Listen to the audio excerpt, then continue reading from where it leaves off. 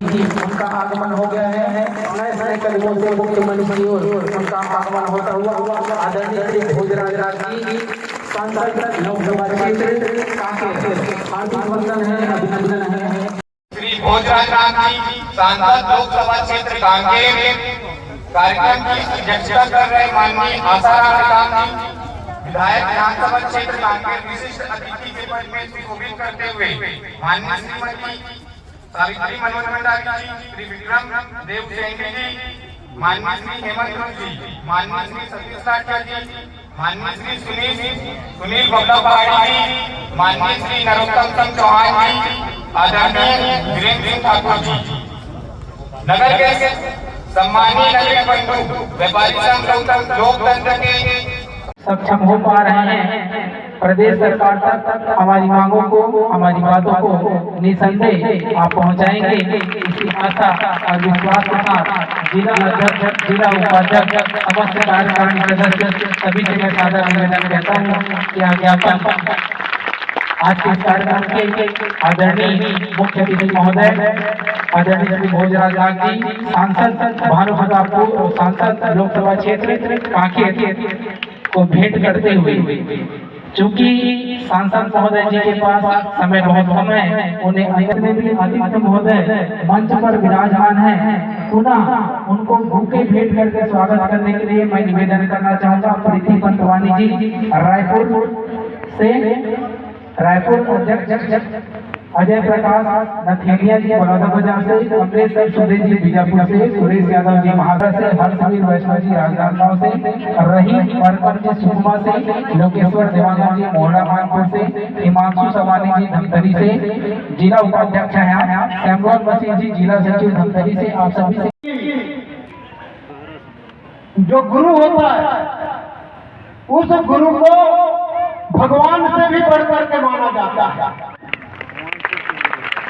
तक पहुंचने की प्रयास करते हैं उसके शिक्षा के आधार पर, और शिक्षा वह दान होता है जिसको हम अधिक से अधिक खर्च करते हैं तो ज्ञान बढ़ता है, और धन दौलत जमीन जायदाद जिसको हम खर्च करते हैं बांटते हैं तो घटता है। इसलिए शिक्षा का दान देने वाले ऐसे गुरुजनों को मैं नमन करता हूँ, प्रणाम करता हूँ।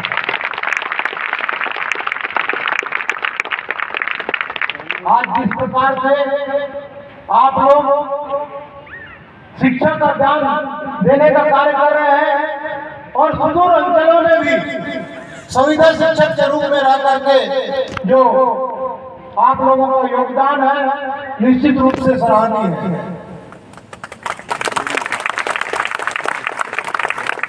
आज आप लोगों ने अपनी जो समस्या है उसको भी ज्ञापन के माध्यम से बताए हैं।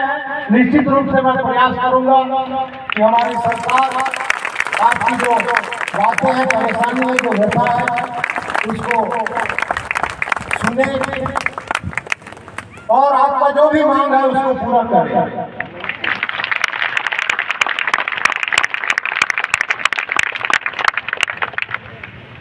लेकिन मैं आप लोगों से एक अनुरोध भी करना चाहता हूं कि आप अभाव में भी रह करके जो शिक्षा का महादान कार्यक्रम कर रहे हैं, ये निश्चित रूप से हम सबके लिए बहुत ही सराहनीय कार्य है।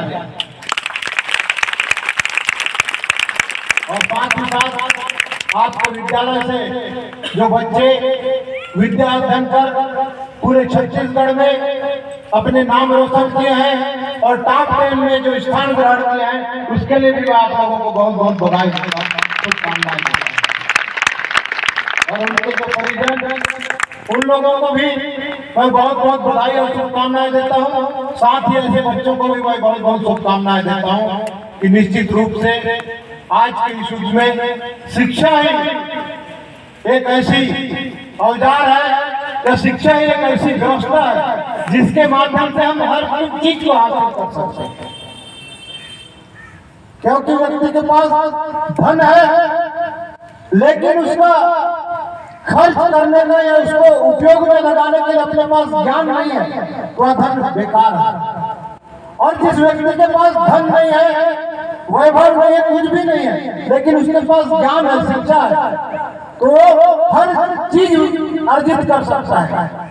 शिक्षा से वो धन भी अर्जित कर सकता है, अपनी वैभव और कई प्रकार की जो चीजें हैं जो व्यक्ति को जीने के लिए आवश्यक है, मूलभूत जो सुविधाएं हैं, वो शिक्षा के आधार पर, ज्ञान के आधार पर अर्जित कर सकता है। इसीलिए हमारे स्वामी विवेकानंद जी और भी जितने बड़े बड़े ऋषि महर्षि थे, वो तत्व के आधार पे ज्ञान अर्जित करते थे और ज्ञान के आधार पे दुनिया को मार्गदर्शन देते थे।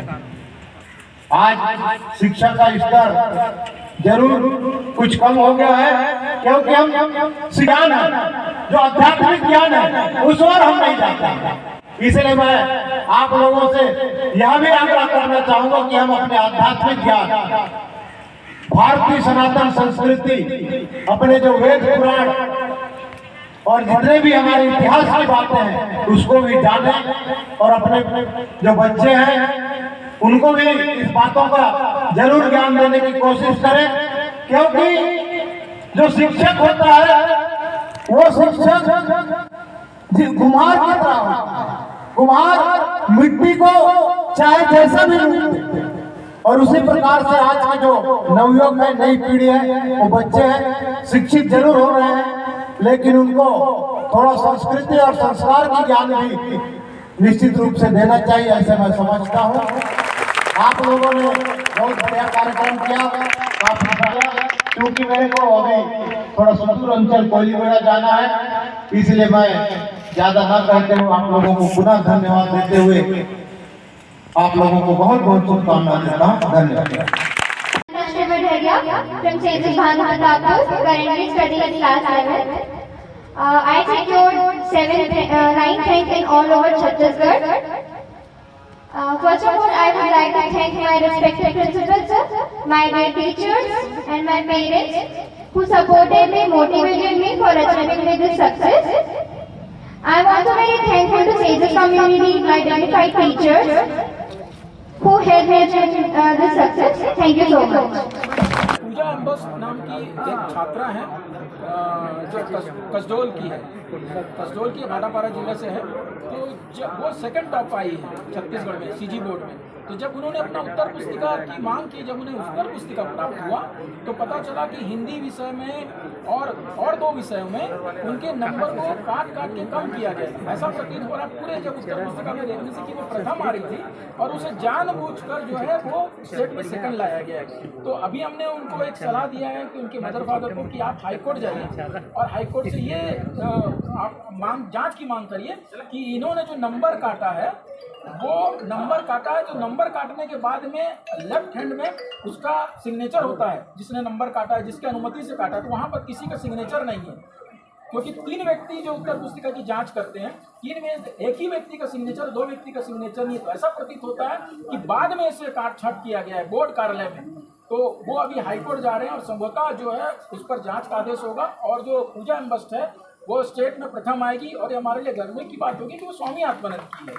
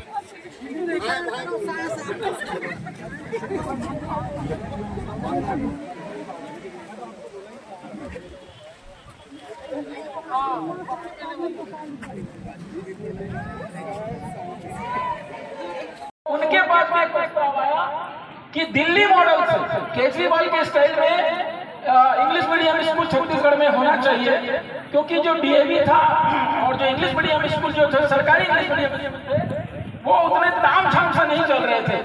तो रातों रात 2 व्यक्ति को दिल्ली भेजा गया, ये भी आपको पता नहीं होगा। वो फ्लाइट रातों रात वो दिल्ली गए और रात को 9 बजे केजरीवाल को उठाए और उनको कहे कि हमें छत्तीसगढ़ में इंग्लिश मीडियम स्कूल खोलना है, आपके तर्ज पर खोलना है, आपके स्टाइल में खोलना है। तो रात के 9 बजे केजरीवाल उन दोनों व्यक्ति को, रायपुर के बहुत फेमस व्यक्ति हैं, उनको रात को 9 बजे अपना स्कूल दिखाने ले गए और वो 2 स्कूल का निरीक्षण करके वो छत्तीसगढ़ लौटे।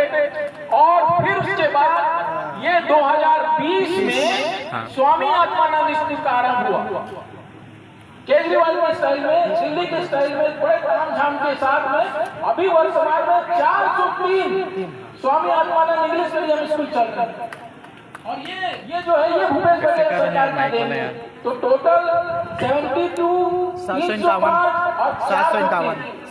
इंग्लिश मीडियम स्कूल जो है वो छत्तीसगढ़ में चल रहे हैं। लेकिन जो वर्तमान में हम लोग जो स्वामी आत्मानंद जो 403 जो इंग्लिश मीडियम स्वामी आत्मानंद है उस पर बहुत सारी दिक्कतें थी, बहुत सारी बातें थी। जो 2 बड़ी समस्याएं थी वो ये थी कि वेतन की समस्या।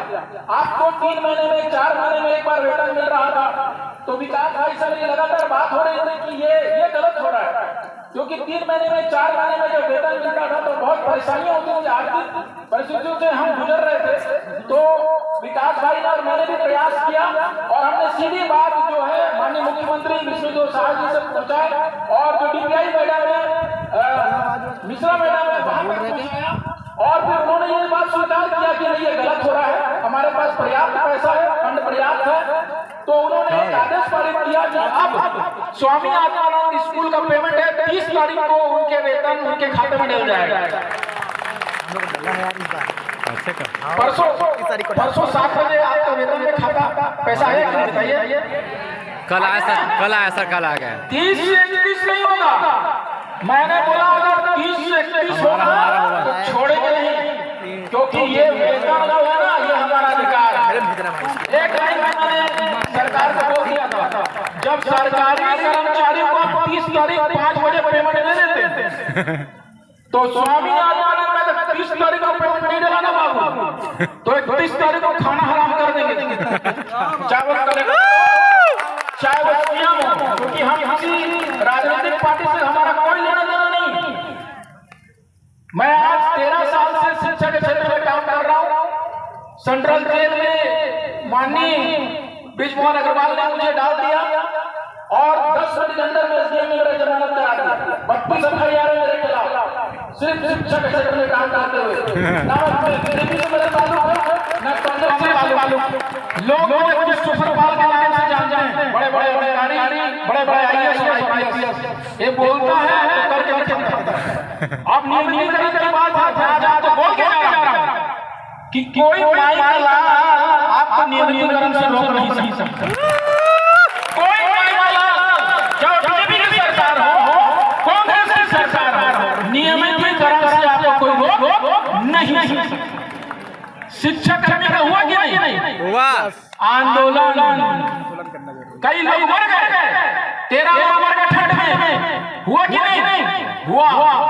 अभी सर्व शिक्षा अभियान का नियमितीकरण चल रहा है, नहीं बता दूं अंदर की बात। सर्व शिक्षा अभियान में जितने भी सुविधा कर्मचारी थे उनका नियमितीकरण का भी सर्वेक्षण चालू हो गया। जब उनका हो सकता है, ये भी तो शिक्षा कर्मी के सर्व शिक्षा अभियान, तो हमारा भी होगा, होके रहेगा। आपको इसी तरह बस संगठित रहना है, क्या रहना है? संगठित रहना। अगर आप भीड़ अधिकारी किससे डरता है? भीड़ से डरता है। सरकार किससे डरती है? भीड़ से डरती है। अगर आप संगठित हैं तो आपकी मांग को मानना पड़ेगा, सरकार को झुकना पड़ेगा। पैसा है नहीं है सबको कोई लेना देना नहीं। पैसा है या नहीं है सबको कोई लेना नहीं। ओपी चौधरी बोलते पैसा नहीं, हमको कोई लेना देना नहीं। कर्जा लेके दो, कर्जा लेके दो। आप किसानों को कर्जा ले रहे हैं, आपको खुश कर रहे हैं। ये तो हमारा हक की लड़ाई है। हम भविष्य निर्माण कर रहे हैं। क्या कर रहे हैं? भविष्य निर्माण कर रहे हैं। तो हमारा हक तो पहला है, चाहे कर्जा लेके दो, चाहे कुछ भी लेके दो, हमारा नियमितीकरण होगा ही होगा। और ये लेकर हैं, ये हमारी कार है, लेकर हैं। और विकास भाई से लगातार हमारी बात चलती रहती है, इससे पीछे हमको हटना। बाद में 27% 28% तो छीन के ले लेंगे। एक बार तो नियमितीकरण करो, बाकी तो छीन के ले लेंगे हम। सबसे पहला नियमितीकरण होगा, वो क्या रहेगा। और ये संगठित होकर तभी होगा, आंदोलन करेंगे तभी होगा। धन्यवाद। सर, ये जो मीटिंग हुआ है ना, इसकी समीक्षा के लिए हमको एक जिला में मीटिंग रखना है। आप लिखिए ना।